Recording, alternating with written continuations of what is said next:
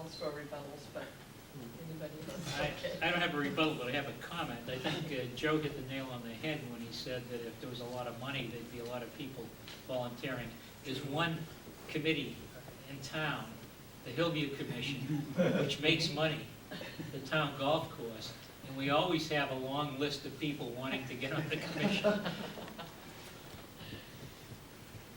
Next question. What is your opinion on a pay-as-you-go system for solid waste? I'll start with Mr. Vino. Thank you.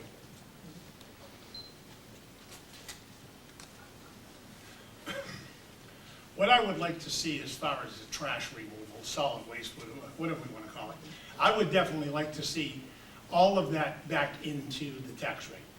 And as I said earlier, you cannot deduct a fee at the end of the year. Realistically, I know that's not going to happen. That's what I would like to see.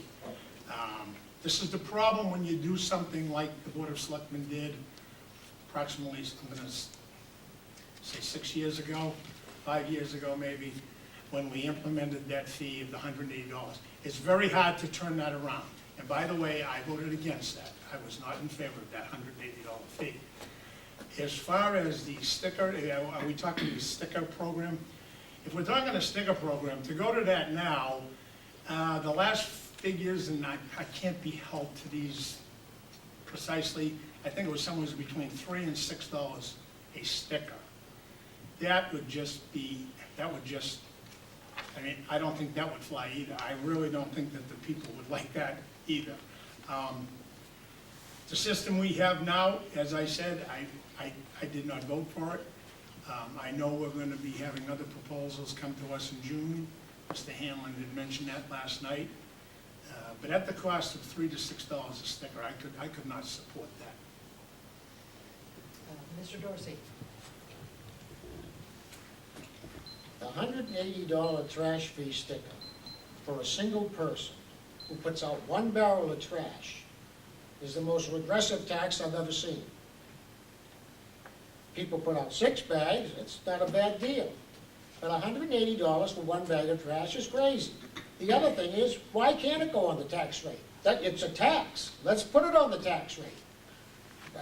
There's been proposal to put it on a tax rate, but they say no. I hated the sticker system. I had to run down to Bill Ryers and try to beat the trash truck back. I had my neighbor stealing my stickers. I hated it.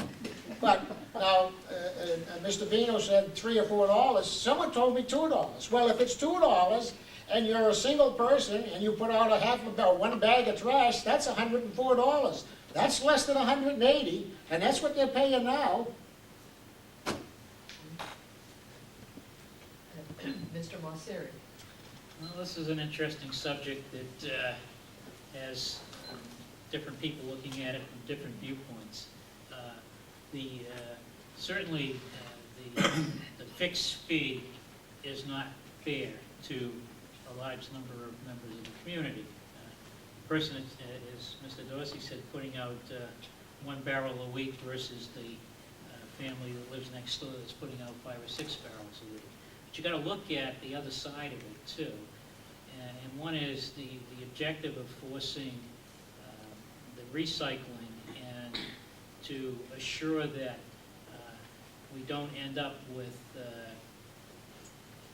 people putting trash in our parks and on the roadside.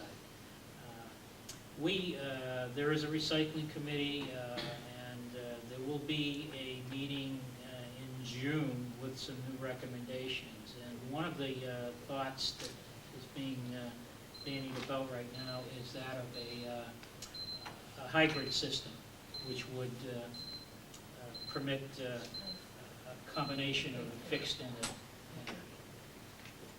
I think I hear the beeper going off. yes, sorry. Would anybody care to add for a 1-minute rebuttal on this issue? Yes. I'd like to speak to Okay, Greg. let's take them in the same order then. Mr. Vino Yep. first. I may not need it. I may not need a whole minute. But Mr. Dorsey did ask the question, why not just put it on the tax fee? Because that money has to come from somewhere. For example, We cannot just take $700,000 of DPW money and say we're gonna pick up the trash. We would have to cut $700,000 somewhere out of the town side of the budget to do that. I'm just giving you an example of that figure. So, would I go for a Proposition 2.5 override for a trash fee? No, I would not. And that's the only other place you could get the money. Okay, and Mr. Dorsey? Thank you for informing me of that, Joe, I didn't know that. Just a little caveat, I had to get rid of a refrigerator. And I called the DPW and I said, how do I get rid of a refrigerator? Oh, they said, well, you have to call us. And I called the people, the trash people. You either give them a check, you give them a credit card, or you, some way you gotta give them $20. So now, my trash fee isn't $180, my trash fee is $200. Mr. Masier? I think I've said enough. Okay. Next question. What are 3 ways, somebody out there seems to like the number 3. What are 3 ways you would recommend to increase the town's commercial base? And I'll start with Mr. Masier. Well, first, we would need to effectively put some form of sewerage in town. And the areas that would benefit, obviously, the Route 28 district and down along Concord Street. That would permit different and more expensive types of industries to come into the community. An example of that would, for example, we've got truck depots down there. If in fact there was sewers, that property would be of more value and more than likely would be developed for commercial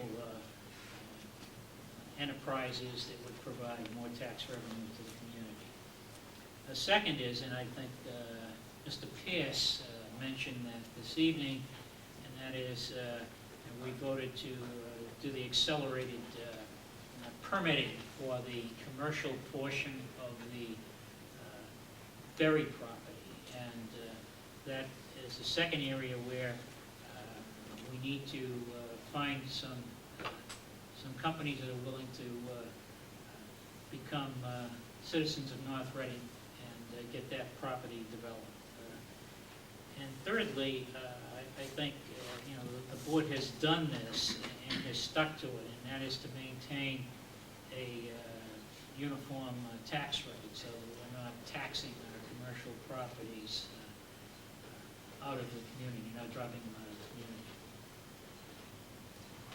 Thank you, Mr. Dorsey? I'm sorry. Did you call me? I'm sorry. Yes, I didn't the hear. 3 ways you could recommend to increase the commercial base. I don't know about 3 ways, but I'll give you one.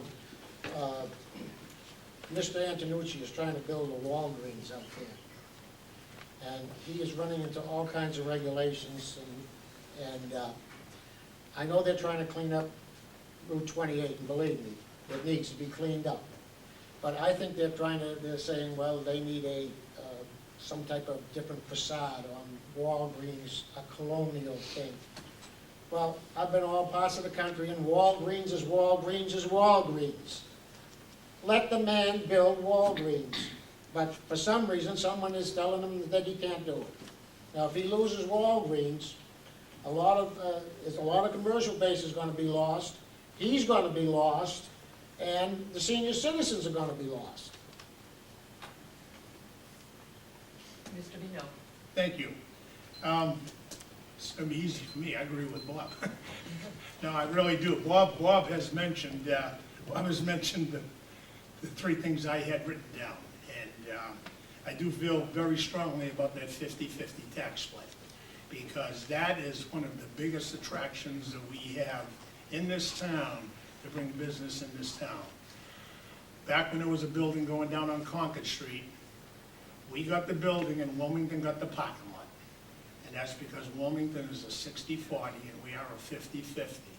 That's, now granted, that's not gonna happen on all of Concord Street, but that's what I'm saying, that can happen. A business could decide to actually come to North Reading just because of that 50-50 tax split. We do need to get the sewerage We do have the expedited permitting now. I think we're really moving forward to do the best we can.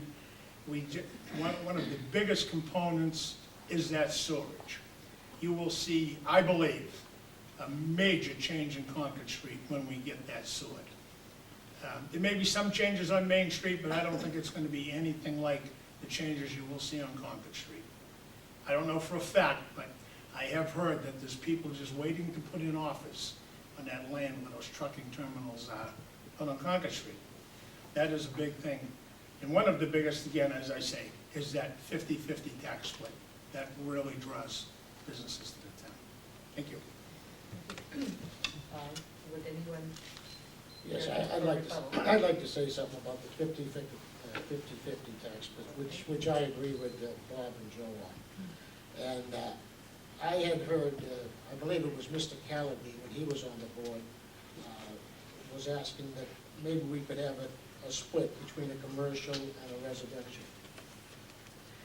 And the problem I see with that is many of our small businesses are also residents, so now they're getting a double whammy, they're getting hit both places.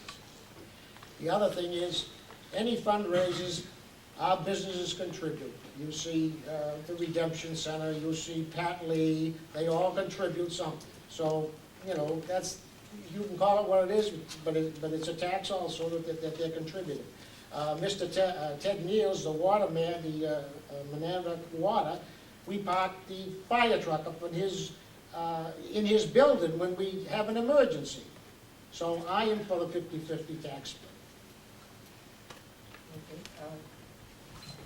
Mr. Vino? But we have, excuse me, what is this 50-50 No, tax we don't. spread? Okay, maybe we can explain. Well, Yeah, somehow we seem to have strayed into classification, which in other towns, the businesses, there's a commercial rate that is separate from a residential rate. And it sounds like you held the line at 50-50, North Andover. Yeah. Socks it to the commercial rate, but it's each town's individual choice. Let's see, I was going to offer a rebuttal to Mr. Mosseri or Mr. Vino. if they- I'll just add to the on the commercial tax rate, there's another good reason not to change it, and that is that I think we're somewhere around 10% commercial or less versus 90% residential. So to raise the commercial, if you double it, you only get, you know, 1/5 of that in tax relief on the citizen side of the equation. So there's not a lot to be gained, and at the same time, you have to raise the rate so high, you're going to drive all the businesses out of town, and that's not what we want to do. Yes. Mr. Vino. Yes, yes, Bob is correct. And at one time, North Reading did have, I believe it was a 60-40 tax rate years ago. I can't remember, I was not on the board, I've been here a while, but not that long. And another negative to doing that, as Bob said, you run the risk of driving businesses out of town.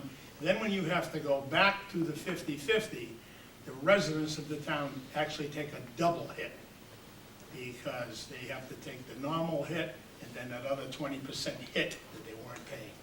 So it's, at this point, the 50-50 is the best for the town. And the next question. Could you comment on outsourcing of town services? How about cooperative arrangements with other communities in the surrounding area? I'll start with Mr. Dorsey. Well, I think regionalization is a great thing. You talk about regionalization of police. The problem with trying to regionalization of police is that you have the chiefs that want to continue to have their own department. So that's one of the problems with it. But anytime we can, bundle our services with Andover, North Andover, whoever, I think it's a great thing. But it doesn't seem that we do too much of it. I don't know, maybe it's the mentality of the towns not to look for it. But I think we probably could save some money with it. Mr. Vino. Yes, thank you.